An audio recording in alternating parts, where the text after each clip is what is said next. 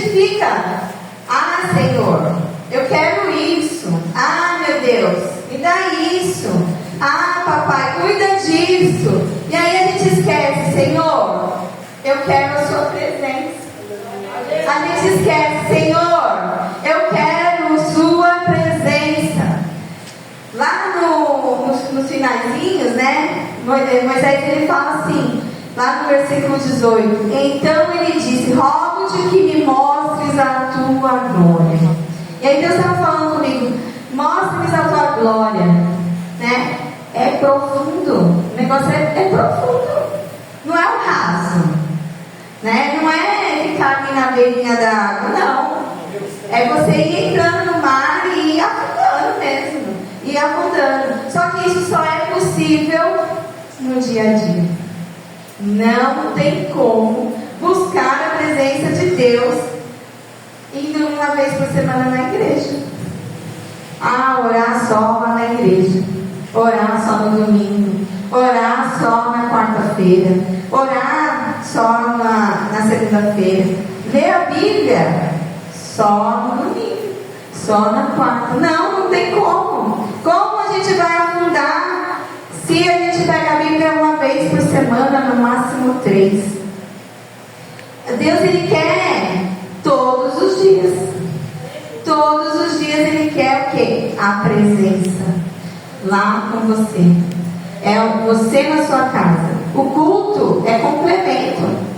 O culto é entrega. É agradecimento daquilo que você fez na semana. É agradecimento da busca que você teve na semana. Se você não busca na semana, o que você vai entregar no domingo para Ele? O que você vai entregar na quarta-feira para Ele? Não vai ter o que entregar. Aí fica naquela, só pedindo. E esquece do principal, que é a presença de Deus. Mateus, coloca para mim, por favor, Mateus capítulo 6, versículo 33. Lá em Mateus capítulo 6, versículo 33, ele diz assim: busquem, pois, em primeiro lugar o reino de Deus e a sua justiça, e todas essas coisas serão acrescentadas. Busquem, pois, em primeiro lugar o reino de Deus e a sua justiça. Não é busque a riqueza, não é busque a cura, não. É busque em primeiro lugar o reino de Deus e a sua justiça. E aí todas as outras coisas, tudo aquilo que você está pedindo, tudo aquilo que você está clamando, serão acrescentados. Deus, Ele quer dar o melhor para a gente. Ele quer dar aquilo que a gente pede, que a gente clama. Mas Ele quer presença. Ele quer a gente no altar, no profundo. Quer intimidade com a gente. E a gente não quer, a gente quer só pedir. Quer só vida boa, né? Porque orar todo dia é complicado. Ler a Bíblia, então, me dá sono. Estou muito cansado. Irmãos, Deus falou tanto comigo, né? Eu chorei tanto nessa palavra que eu falei: meu Deus, como eu preciso melhorar. E aí hoje eu estava pensando e lembrei daquela frase que o pastor Valdeci sempre cita, do pastor Osmanil, né? Que sempre podemos melhorar, né? E aí dá para melhorar. E a gente precisa melhorar. Como eu preciso melhorar? Meu Deus do céu. Aí quando você vê assim, que foi ministrado segunda, que foi ministrado terça, que foi ministrado quarta, meu Deus, se Deus não tiver misericórdia de mim, que será de mim? Né? Então, que a gente possa, sim, aprofundar. Porque se Deus não estiver conosco, como disse a Cris hoje aqui, não vale a pena estar aqui. É sacrifício de louco, é sacrifício de tolo, gente. Você sai, olha só, você sai da sua casa numa quinta-noite, depois de ter trabalhado o dia inteiro, numa chuva dessa, sacrifício de tolo. Se Deus não estiver aqui, se a presença de Deus não estiver conosco, de que vale estarmos aqui? Não vale nada. isso, é preciso buscar a presença. É preciso buscar a Deus. Porque Ele quer estar com você. Ele quer estar comigo. Mas você precisa buscar Ele. Você precisa ir atrás dele. Você precisa todos os dias clamar ao Senhor. Ter um tempo de intimidade com Ele. Amém? E aí, um segundo tópico está lá em Salmos, capítulo 91, versículo de 1 a 4.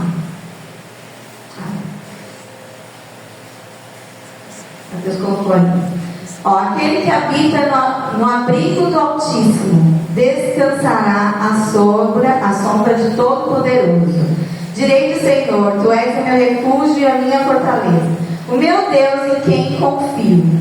Ele o livrará do laço do caçador e da peste mortal. Ele o cobrirá com as suas penas, e sob as suas asas você encontrará refúgio. A fidelidade dele será o seu escudo protetor. E aí, eu fui buscar o que seria habitar. Põe lá no 1 para mim, por favor. Aquele que habita. E aí o dicionário ele fala assim: habitar, ocupar, morar. E aí que interessante, né? A gente só pensa no que fala nos outros versículos, né? No 2 em diante. Mas aí no 1 ele fala: aquele que habita no abrigo do Altíssimo. E a gente fica só nesse pedaço. Aquele que habita. Habitar então é ocupar, morar. Aí, quando eu vi essa palavra morar, eu pensei: morar. Morar, a gente mora numa casa, certo? Lá naquela casa, a gente está uma vez por semana? Não. A gente está todos os dias. Todos os dias nós estamos ali naquela casa. E aí, Deus ele quer o quê? Aquele que habita. Olha só, você precisa morar no abrigo do Altíssimo. E aí, o abrigo quer dizer local que serve para abrigar, se proteger. Aí eu fui buscar abrigar, acolher-se. Então, vamos colocar assim, substituindo, aquele que mora, né? Aonde? Que se acolhe em Deus. O Altíssimo é quem? É Deus. Então é aquele que mora e se acolhe em Deus. Descansar. Então, a gente precisa fazer morada. E aí vem outro ponto, falei: meu Deus do céu. A gente fala assim: Senhor, vem morar em mim, né? Espírito Santo, limpa minha vida, limpa essa casa que é imperfeita, é suja. Aí Deus falou assim comigo: eu sou tão educado, eu não quero que você me chame para morar em você, eu quero que você more em mim. Eu quero que você more em mim. Na sua casa você faz o quê? Tem mulheres que fazem uma vez por semana, a cada 15 dias, mas pelo menos uma vez ao ano a gente faz aquele faxinão. Joga coisa que não presta, dá aquilo que não usa mais, que não está mais servindo, não é isso? Aí eu fiquei pensando, ele falou assim: na sua casa, se você quiser morar em mim, eu faço o faxinão, mas você precisa fazer morada em mim. Você precisa estar em mim. Você precisa não só me visitar. Porque se você, vamos pensar assim: se eu for na casa da Polly durante o dia, é bem provável que eu não encontre ela lá, não é verdade? Eu estou indo visitar. Eu não sei os dias que ela está em casa. Se eu não avisar ela que eu estou indo lá, pode ser que eu não encontre ela. Aí, se eu vou para minha casa, com certeza meu marido vai estar lá. E é assim com Deus. Se você fizer morada em Deus, com certeza Ele vai estar lá. Com toda certeza Ele vai estar lá. Mas, se você for só visitar, você corre o risco de Ele não te ouvir. E aí, depois fica: Senhor não me ouve, Senhor não me ama. O Senhor só abençoa fulano de tal e não me abençoa. Irmãos, como disse o Pedro, é uma palavra difícil. E ela cortou muito em mim. E a minha oração é que ela realmente alcance o coração de cada um de nós. Porque a gente precisa de mudança. Esse é um ano de necessidade de mudança. É um ano em que tantas coisas estão acontecendo. Antes de vir para a igreja, eu estava vendo o Instagram. E aí tinha uma moça que eu sigo, ela estava falando que o Trump tirou, lá, não sei onde ele guardava, mas ele tirou um avião que era para coisas assim surreais. É quando não se tem mais internet, eles chamam até de avião do apocalipse. Olha que tremendo isso. Então, se a gente não fizer morada em Deus, o que vai ser da gente agora, futuramente? Esse ano tem tantas profecias que não vai ser um ano fácil, que Deus vai recolher tantos. E se você não estiver fazendo morada em Deus, se Ele te recolher, se não der tempo, eu vou aproveitar minha vida, eu sou jovem. Mas e se não der tempo? A morte é um piscar de olhos. Você fechou o olho e acabou. E aí? Onde você fez a sua morada? Ou você só foi visitar? É muito profundo isso, porque a gente tem a mania, sabe, de falar assim: não, mas eu vou para a igreja todo domingo, eu não falto nos cultos, eu estou lá. Mas em casa, como é em casa? Deus, Ele não quer protocolo, Ele quer coração. Deus, Ele quer intimidade, Ele quer profundidade com a gente. E sem fazer morada no Altíssimo não tem profundidade, não tem intimidade com Deus. E aí a gente fica perdido, vai morrer e só Deus sabe, né, o que vai nos acontecer. Lá em Josué, capítulo 1, versículo 8, põe aí para mim, Mateus, por favor. Diz assim, não deixes de mencionar as palavras deste livro da lei e de meditar nelas de dia e de noite, para que você cumpra fielmente tudo o que nele está escrito. Desse modo você fará prosperar os seus caminhos e será bem sucedido. Não deixe de, em outras traduções está assim: não deixe de meditar nessa palavra de dia e de noite. A palavra de Deus, a Bíblia, ela é a nossa fortaleza, é o nosso sustento. Se eu não me alimentar dela todos os dias, eu vou ficar fraco e anímico. Eu vou morrer, vou ficar na UTI e vou morrer espiritualmente. E aí, lá em Jeremias, capítulo 29, versículo 13.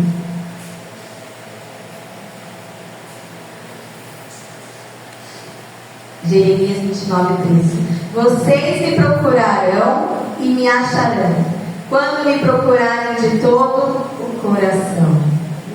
Vocês me procurarão e me acharão, quando me procurarem de todo o coração. Ou seja, se você procurar ter intimidade com Deus, se eu procurar ter intimidade com Deus, fazer morada em Deus, não visitá-lo, fazer morada. Eu vou bater nessa tecla, porque a gente quer que Deus faça morada, mas a gente não quer morar no abrigo do Altíssimo. A gente não quer. A gente só quer cumprir o protocolo. E não é isso que Deus quer para mim e para você. Ele quer intimidade. E aí ele fala assim, ó, se você me procurar, você vai me achar. Mas eu quero que você me procure todos os dias. Medita no livro dessa lei todos os dias. Orai sem cessar. A Bíblia está cheia desse versículo. Orai sem cessar. Deus, Ele é nosso amigo. E Ele está com a gente o tempo todo. E aí, se você estiver lá no seu trabalho falando com Deus, se você estiver lá na condução falando com Deus, se você chegar na sua casa falando com Deus, você está fazendo morada. Nós precisamos fazer morada e não apenas visitar a Deus. Salmos 91, versículo 2 e 4, por favor.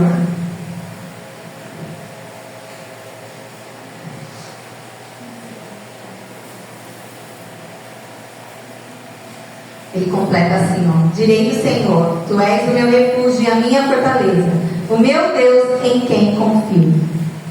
Ele o cobrirá com as suas penas, e sob as suas asas você encontrará refúgio. A fidelidade dele será o seu escudo protetor.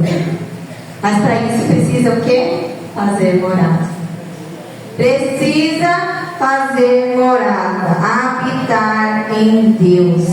Se a gente habitar em Deus, Ele tem promessa. Eu vou te proteger, eu vou livrar você e a sua casa, eu vou guardar a sua parentela. Se você fizer morada, eu vou cuidar de você. Você vai me procurar e eu vou te achar todos os dias. Você vai me encontrar se você fizer morada. E aí um outro ponto que Deus falou comigo foi em sabedoria. Está lá em Provérbios capítulo 8, de 1. Aí eu vou pulando, tá? Vamos ver se é igual a esse daqui. Versículo 1: acaso não achará sabedoria e o discernimento não ergue a sua voz?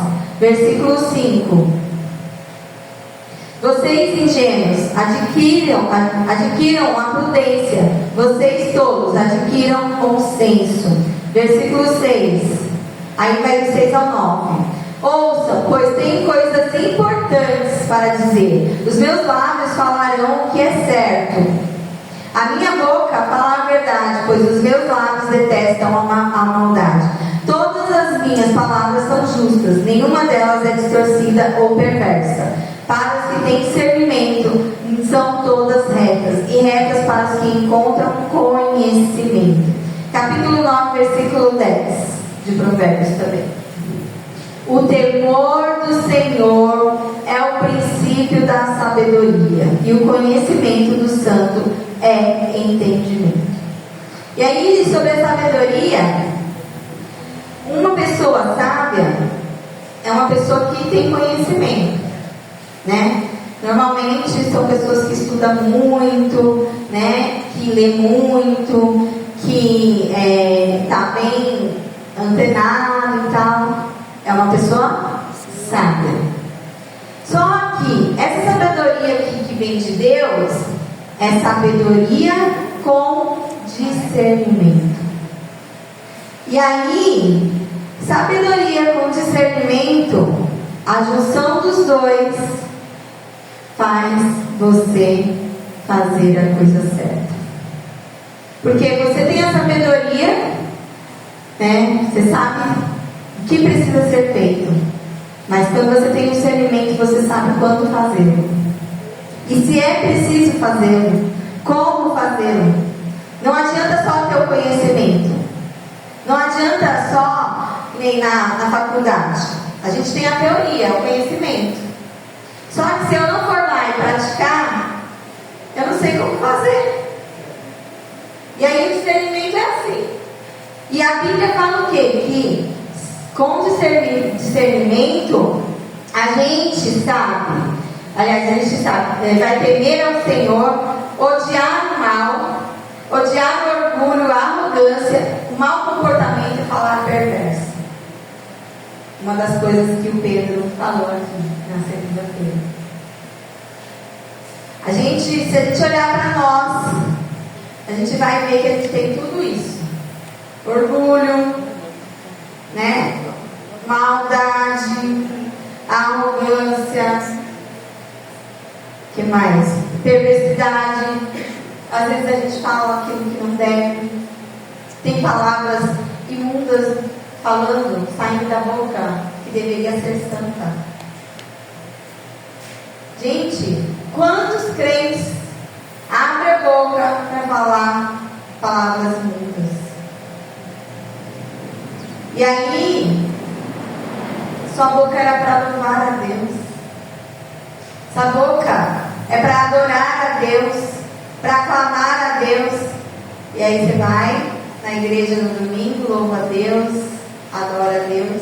Na segunda-feira, cheio de palavras lindas. Às vezes no próprio domingo. Então, a gente precisa de sabedoria e discernimento. E aí, a Ana falou ontem, né?